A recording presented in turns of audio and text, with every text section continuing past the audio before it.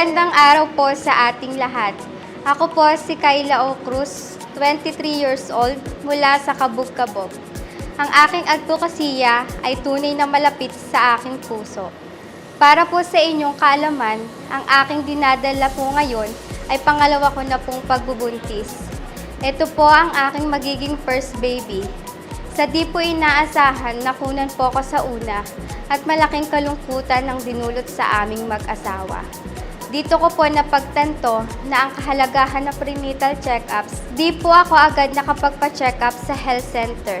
Di ko nakita na importante pala ito lalong-lalo na sa unang pagbubuntis. Ang laki ng kahalagahan na ang buntis ay nagpapakonsulta sa ating mga health center.